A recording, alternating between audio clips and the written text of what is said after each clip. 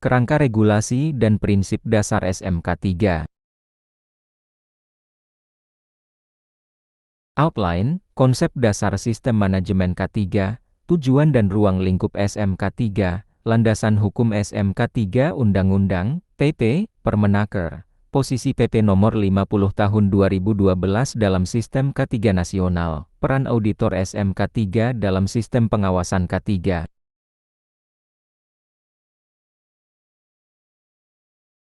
Tujuan, memahami konsep dan penerapan SMK 3, mengetahui dasar hukum dan peran PP nomor 50 tahun 2012, memahami peran auditor SMK 3 dalam pengawasan K3.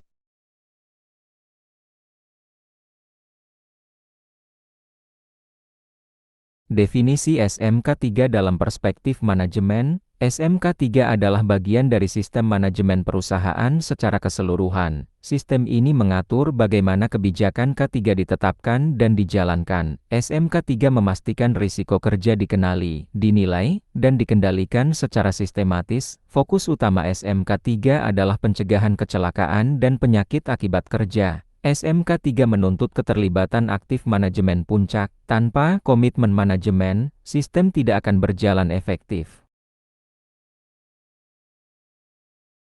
SMK 3 sebagai sistem struktur. SMK 3 memiliki struktur organisasi yang jelas, termasuk pembagian peran dan tanggung jawab. Seluruh kegiatan K3 harus terdokumentasi dan dapat dievaluasi. Sistem ini memastikan konsistensi penerapan K3 di seluruh lini organisasi. Tanpa struktur, penerapan K3 cenderung tidak berkelanjutan. Struktur SMK 3 juga memudahkan proses pengawasan dan audit. Setiap fungsi dapat ditelusuri secara sistematis.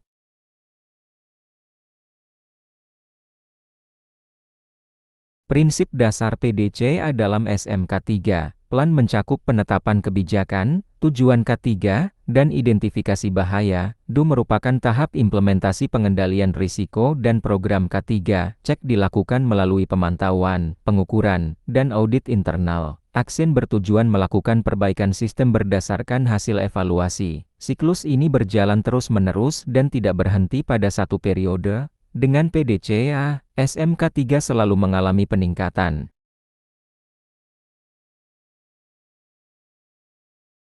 Integrasi SMK 3 dengan proses bisnis. SMK 3 harus terintegrasi dengan seluruh proses bisnis perusahaan. Setiap perubahan proses, teknologi, atau organisasi harus dianalisis risikonya. Keputusan manajemen wajib mempertimbangkan dampak K3. Integrasi ini menjadikan K3 sebagai bagian dari strategi perusahaan. Dengan integrasi, K3 tidak dianggap sebagai beban. Sebaliknya, K3 menjadi faktor pendukung keberhasilan bisnis. Tujuan fundamental SMK 3. Tujuan fundamental SMK 3 adalah mencegah kecelakaan dan penyakit akibat kerja. Sistem ini melindungi tenaga kerja sebagai aset utama perusahaan. SMK 3 juga bertujuan menjaga kelangsungan operasional. Tujuan ini dicapai melalui pengendalian risiko yang sistematis. Pencegahan lebih diutamakan dibanding penanganan setelah kejadian. Pendekatan ini menekan kerugian jangka panjang.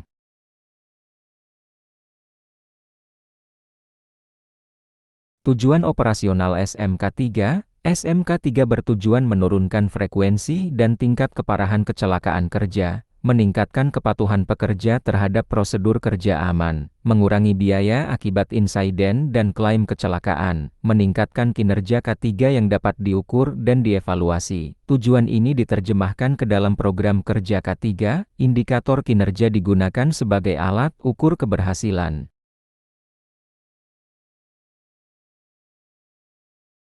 Ruang lingkup fungsional SMK 3. SMK 3 mencakup seluruh aktivitas kerja di lingkungan perusahaan, termasuk pekerjaan rutin, non-rutin, dan pekerjaan darurat. Berlaku untuk pekerja tetap, kontraktor, dan pihak ketiga. Ruang lingkup ini memastikan semua risiko kerja terkelola. Tidak ada aktivitas yang dikecualikan dari pengendalian K3. Semua pihak memiliki kewajiban yang sama terhadap keselamatan.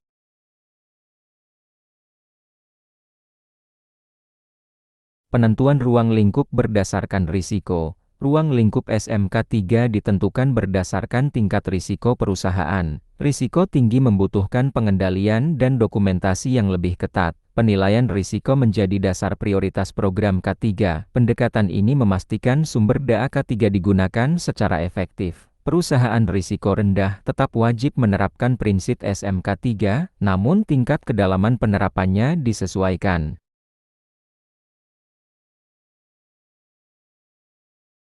Sistem regulasi K3 nasional. Regulasi K3 di Indonesia disusun secara hierarkis, undang-undang menjadi dasar hukum tertinggi. Peraturan pemerintah mengatur penerapan sistem. Permenaker memberikan petunjuk teknis pelaksanaan di lapangan. Setiap tingkatan regulasi saling melengkapi. Kepatuhan terhadap regulasi bersifat wajib.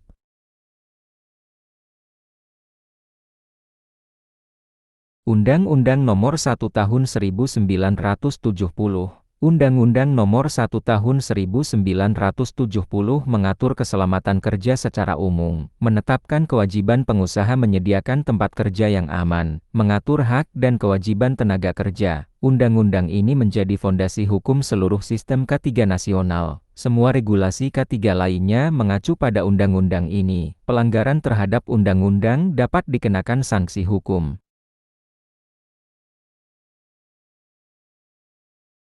Peran peraturan pemerintah dalam SMK 3, peraturan pemerintah menjabarkan ketentuan undang-undang, PP mengatur sistem penerapan K3 secara menyeluruh, PP nomor 50 tahun 2012 secara khusus mengatur SMK 3. PP ini bersifat wajib dan mengikat bagi perusahaan. PP memberikan kejelasan standar penerapan, PP juga menjadi dasar audit SMK 3.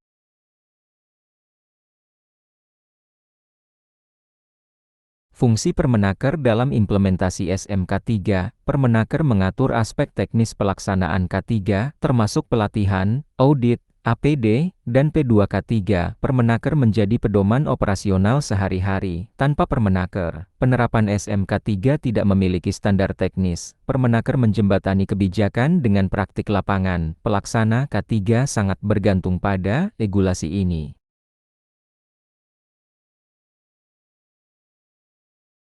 Latar belakang dan kedudukan PP Nomor 50 Tahun 2012. PP Nomor 50 Tahun 2012 diterbitkan untuk menstandarkan penerapan SMK 3 secara nasional dan mengintegrasikan K3 ke dalam sistem manajemen perusahaan. Peraturan ini merupakan turunan langsung Undang-Undang Nomor 1 Tahun 1970 dan menjadi acuan utama audit serta penilaian SMK 3. Kedudukannya strategis karena menyatukan praktik SMK 3 dan menghilangkan perbedaan interpretasi penerapan K3 di perusahaan.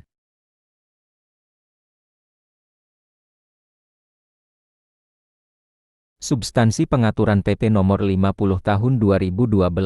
PP Nomor 50 Tahun 2012 mengatur kebijakan K3 dan perencanaan, mengatur pelaksanaan, pemantauan, dan evaluasi SMK 3, menetapkan kriteria dan tingkat penerapan SMK 3, mengatur mekanisme audit dan peningkatan berkelanjutan. Substansi PB bersifat menyeluruh dan sistemik. PP ini menjadi pedoman utama implementasi SMK 3.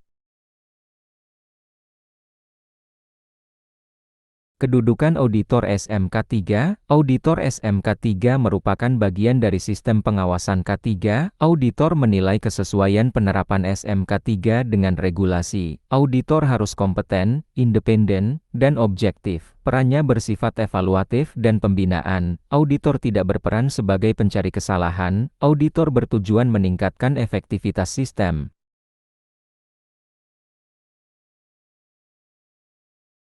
Proses audit SMK 3. Audit SMK 3 dilakukan melalui pemeriksaan dokumen dan observasi lapangan. Auditor memverifikasi kebijakan, prosedur, dan implementasi. Ketidaksesuaian dicatat sebagai temuan audit. Hasil audit menjadi dasar tindakan perbaikan sistem. Audit dilakukan secara sistematis dan terencana. Bukti objektif menjadi dasar penilaian.